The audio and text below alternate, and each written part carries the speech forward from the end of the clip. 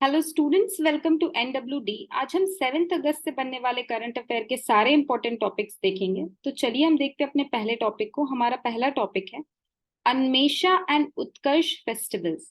समझेंगे हम कि ये अन्वेषा और उत्कर्ष फेस्टिवल क्या है।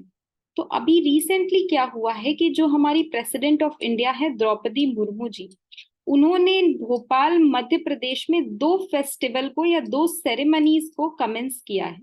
पहला सेरेमनी था अन्वेषा। ये एक इंटरनेशनल लिटरेचर फेस्टिवल था जिसको साहित्य एकेडमी ने ऑर्गेनाइज किया था। एंड दूसरा जो फेस्टिवल था वो था उत्कर्ष, जो कि एक फेस्टिवल है फोक एंड ट्राइबल परफॉर्मिंग आर्ट्स का।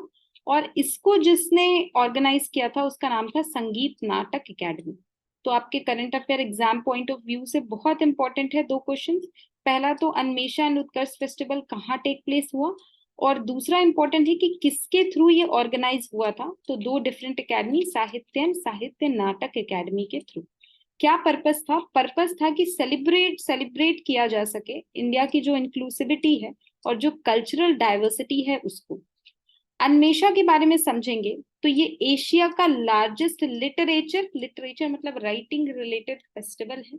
और इसमें अगर आप देखेंगे तो 575 ऑथर्स जो 102 लैंग्वेजेस में कम से कम नॉलेज रखते हैं वो पार्टिसिपेट किए थे। और 13 कंट्री के राइटर्स भी इसमें पार्टिसिपेट किए थे। ये जो है अन्वेषा, ये सेकेंड एडिशन था इसका। और इसका जो फर्स्ट एडिशन था वो शिमला में टेक्स प्लेस हुआ था जून 2022 को। तो ये भी क्वेश्चन पूछा जा सकता है कि ये अन्वेषा कौन सा एडिशन था। तो ये सेकेंड एडिशन था। जो उत्कर्ष है ये तो फोक एंड ट्राइबल परफॉर्मिंग आर्ट्स है। ठीक है, इसमें क्या था कि जो इंडिया का जो ट्रेजर है, Indian folk and tribal heritage, उसको स्पॉटलाइट में लाने के लिए ये उत्कर्ष फेस्टिवल को मनाया गया था। नेक्स्ट टॉपिक देखेंगे। नेक्स्ट टॉपिक है हमारा what is Messier 57। Student, science and tech questions में हमेशा इस तरीके के वर्ड्स यूज किए जाते हैं और पूछा जाता है कि इससे क्या सिग्निफाई करता है या ये किसको रिप्रेजेंट करता है। तो जो ये मेसियर 57 है, ये एक रिंग नेबुला को रिप्रेजेंट करता है। आपको पता होता है स्टूडेंट कि सबसे पहले क्या होता है कि क्लाउड ऑफ गैसेस बनता है स्काई में।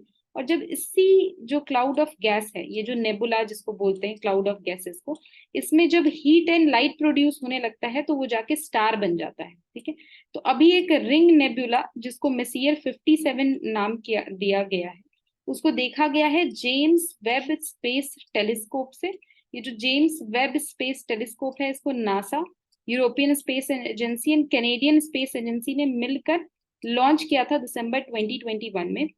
ये जो रिंग नेबुला है ये 2000 लाइट ईयर दूर है अर्थ से और लाई करता है लायरा कॉन्स्टिलेशन में। ठीक है, इसको सबसे पहली बार 1779 में डिस्कवर किया गया था। अभी इसको क्लियरली देखा जा सकता है इस टेलीस्कोप से। ठीक है, नेक्स्ट टॉपिक को देखेंगे। जो हमारा नेक्स्ट टॉपिक है वो है गुड मैन्युफैक्चरिंग प्रैक्टिसेस स्टैंडर्ड्स। ठीक, स्टूडेंट देखिए, आप हमेशा देखते होंगे जो कोई मेडिसिन है या फूड है तो उसके पीछे एक एक्सपायरी डेट दी होती है। ठीक है, बहुत बार कंपनीज क्या करती है कि अपना प्रॉफिट मार्जिन के लिए या किसी चीज के लिए भी जो स्टैंडर्ड्स है गवर्नमेंट के एक्सपायरी डेट ये करने की या मैन्युफैक्चरिंग या प्रोडक्शन की, उसको अच्छे से फॉलो नहीं करती। ठीक है, उसको देख के WHO जो वर्ल्ड हेल्थ ऑर्गेनाइजेशन है उसने 2018 में गाइडलाइंस निकाले थे। ठीक, और जो गवर्नमेंट ऑफ इंडिया है उसने गुड मैन्युफैक्चरिंग स्टैंडर्ड्स फिर रिलीज किया था। उसमें उसने क्या बोला है, उसका क्या ऑब्जेक्टिव है कि वो इंश्योर कर सके कि जितने भी प्रोडक्ट्स हैं वो कंसिस्टेंटली जो प्रोड्यूस या कंट्रोल हो रहे हैं वो इंडिया की जो भी क्वालिटी स्टैंडर्ड्स है उसके अकॉर्डिंग ही हो। और दूसरा, जितना भी मिनिमाइज कर सके हम रिस्क इन्वॉल्व में, किससे रिलेटेड, जो कि फार्मास्यूटिकल प्रोडक्शंस हैं, जो दवाइयों की प्रोडक्शंस है। ठीक है, उसमें क्या होता है कि बहुत सारे अगर कोई दिक्कत हो गया इनिशियल में, आपने कुछ जो केमिकल मिलाना था या मटेरियल ये करना था वो कम दिया या कुछ भी आपने ऊपर नीचे किया, तो बहुत बार टेस्टिंग में वो नहीं पकड़ा पाता है। ठीक है, तो इस तरीके के रिस्क को मिनिमाइज किया जा सके, ये सबका एक प्रॉपर चेकअप हो। ठीक है, और ऑल स्पेक्ट्स ऑफ प्रोडक्शन को कवर कर सके, इसके लिए ये GMP स्टैंडर्ड गवर्नमेंट ने निकाला था।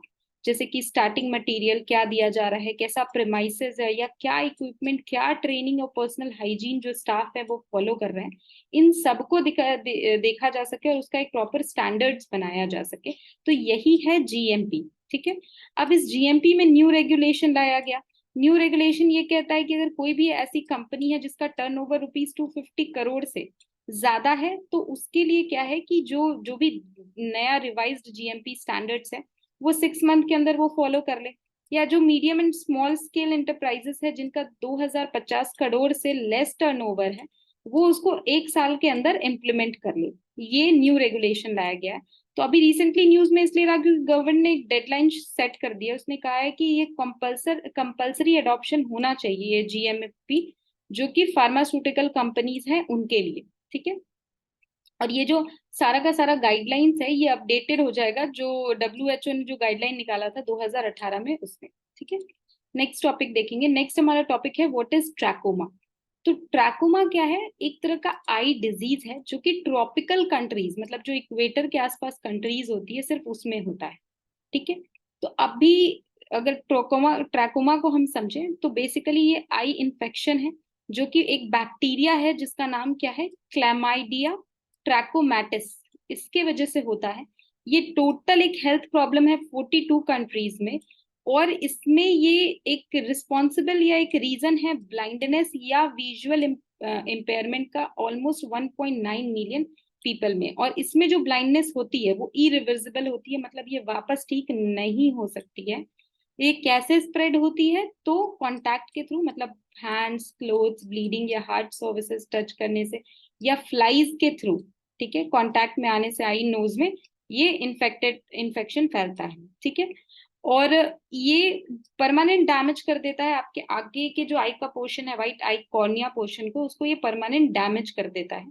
अभी ये न्यूज में क्यों रहा? क्योंकि WHO ने ऐसा डिक्लेयर कर दिया है कि जो इराक है वो सक्सेसफुली उसने एलिमिनेट कर दिया है ट्रैकोमा को, मेकिंग इट 17th कंट्री जो ऐसा अचीव किया है माइलस्टोन को। तो ये बहुत बड़ी बात है। ठीक है। और डिजीजेस के बारे में पूछा जाता है तो trachoma is a disease caused by a bacteria whose name is Chlamydia trachomatis।